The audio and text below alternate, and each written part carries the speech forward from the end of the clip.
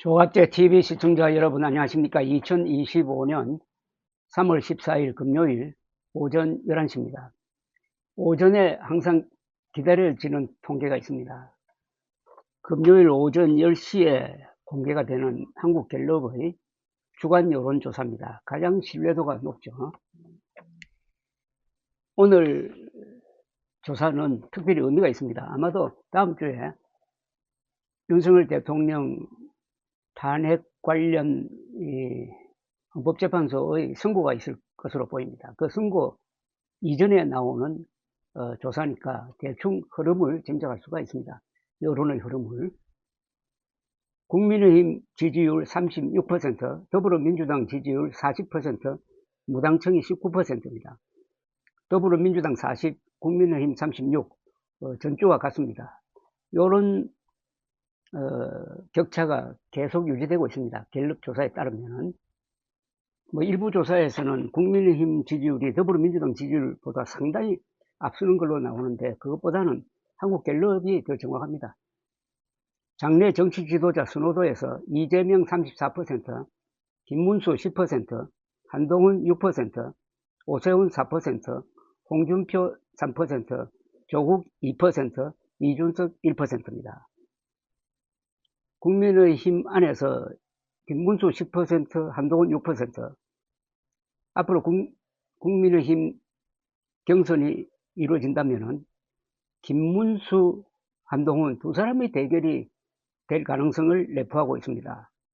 친윤 세력의 대표 김문수, 그리고 윤석열에 반대하는 노선의 한동훈, 이건 상당히 치열한 노선 투쟁을 예고를 하고 있습니다. 자, 대선 결과에 대한 기대입니다. 현 정권 유지, 즉 국민의힘 대통령 후보가 당선되어야 한다가 41%입니다. 아니다, 민주당 후보, 야당 후보니까 민주당 후보 또는 개혁신당 후보 이렇게 되겠는데, 어쨌든 야당 후보가 당선되어야 된다고 생각하는 사람이 51%입니다. 5대4, 이것도 갤럽 조사에 따르면 거의 꾸준히 이어지고 있습니다. 그만큼 이런 여론 구조는 좀처럼 바뀌지 않는다는 뜻입니다. 자, 중요한 게 윤석열 대통령 탄핵 찬반입니다. 찬성한다 58%, 반대한다 37%, 그 격차는 21%포인트입니다. 상당히 큽니다. 탄핵 찬성 58, 반대 37, 조금 단순화하면 6대4로 윤석열 대통령 탄핵, 즉 파면 찬성입니다. 근데 이 비율이 1월 초부터 계속 이어지고 있습니다. 1월 초에 갤럽 조사에 의하면 윤석열 탄핵 찬성 57, 반대 36이었습니다. 거기서 변함이 없습니다. 윤석열 탄핵 찬성이 여론에서 꾸준히 같은 비율로 이어지고 있다는 것은 헌법재판소 재판관들에게 꽤 영향을 미칠 것이라고 생각합니다.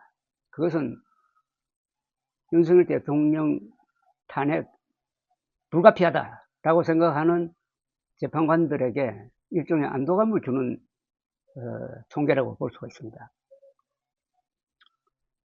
그 다음에 정당별 신뢰, 어느 정당을 가장 신뢰하느냐 하면은 신뢰보다는 비신뢰가 많습니다. 반대하는 사람이 많죠. 그걸 감안하고 보면은 더불어민주당 신뢰도가 국민의힘 신뢰보다 상당히 앞서고 있습니다. 이건 객관적 통계입니다. 국민의힘을 믿는다 26%, 안 믿는다 67%입니다. 26대 67, 압도적으로 안 믿는다가 많습니다. 더불어민주당은 신뢰한다 37%, 안 믿는다 55%입니다. 비신뢰가 많지만은 국민의힘보다는 더불어민주당이 국민 신뢰를 더 많이 받고 있다. 이것도 객관적 사실입니다. 여기에 동의하지 않는 사람 많을 겁니다. 그렇더라도 이 수치는 속일 수가 없습니다.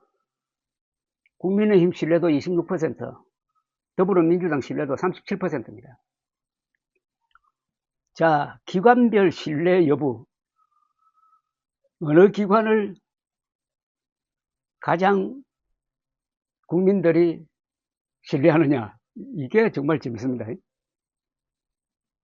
경찰은 신뢰 48%, 비신뢰 41%, 경찰이 꽤 높은 편입니다. 신뢰가 더 높아요. 48% 비신뢰. 공수처는 신뢰도가 29%밖에 안 됩니다. 요사이 두들겨 맞아서 그런 모양인데, 비신뢰가 59%. 검찰은 공수처보다 더 낮습니다. 검찰 신뢰도는 26%, 비신뢰 64%. 검찰의 정치적 수사 때문으로 보입니다. 자, 문제는 헌법재판소입니다. 헌법재판소 신뢰도는 53%입니다. 그리고 비신뢰는 38%입니다. 그나마 헌법재판소가 믿는다는 사람이 더 많아요. 경찰보다도 신뢰도가 높습니다. 그러니까 헌법재판소를 신뢰하는 사람이 제일 많아요. 요사이 언론에서 동네북처럼 두들기는 거하고는 영 땅파입니다. 법원은 신뢰 47%, 비신뢰 41%, 중앙선관위는 신뢰 44%, 비신뢰 48%입니다. 이거는 중앙선관위가 정말 억울합니다. 이렇게 공정한 선거 관리를 해놓고도 국민들이 믿지 않는 사람이 더 많으면 어떻게 되는 겁니까? 이것은 음모론자들의 중앙선관위 공격 탓이기도 하고, 최근에 중앙선관위의 내부 인사관리에 문제가 있었다는 감사원 보고서가 겹치면서 이런 참으로 억울한 결과가 나왔습니다. 중앙선관위 신뢰 44, 믿는다 48. 이거는 압도적으로 거짓 선동의 피해자입니다. 이걸 보면은. 자, 조금 더 들여다보면은 정권 교체를 바라는 사람이 51%, 정권 유지를 바라는 사람이 41%인데, 이걸 세부적으로 들여다보면은 보수층에서 정권 유지를 해야 된다가 78%입니다. 결속력이 꽤 강하죠. 보수의 78%가 정권 유지, 국민의힘 정권이 유지돼야 된다. 즉 조기 대선에서 국민의힘 후보가 당선되어야 한다는 생각이겠죠. 그런데 진보층에서는 90%가 정권을 바꿔야 한다라고 이야기합니다. 압도적입니다. 이 결속도가. 진보의 결속도가 보수의 결속도보다 높습니다. 보수의 결속도는 78%, 진보의 결속도는 90%입니다. 그러니까 진보가 똘똘 뭉쳤다는 겁니다. 자, 이렇게 되면 중도가 좌우를 합니다. 중도층에서는 61%가 정권 교체를 원합니다. 여기서 대선이 결국은 결판 날 가능성이 높습니다. 중도층입니다. 문제는 중도층. 근데 중도층은 61%나 정권 교체를 원하고 있는데, 요 61%는, 줄여서 60%는 윤석열 대통령이 탄핵되어야 한다고 보는 수치와 똑같습니다. 거의 같습니다. 그러니까 윤석열 대통령 탄핵 생각하는 사람은 정권 교체되어야 한다라고 생각하는 경향이 압도적이라는 겁니다. 이걸 다 종합을 하면은 국민의힘이 아주 크게 실수한 것을 알 수가 있습니다. 국민의힘이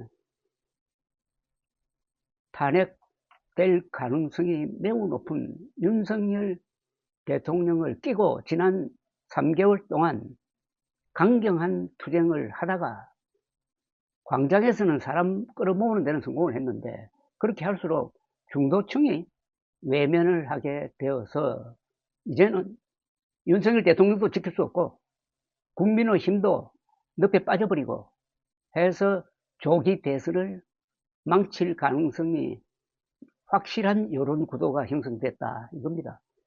하나 의문은, 이걸 모를 리가 없는 국민의힘 국회의원들이 왜 윤석열 지키기에 목을 메고 있느냐.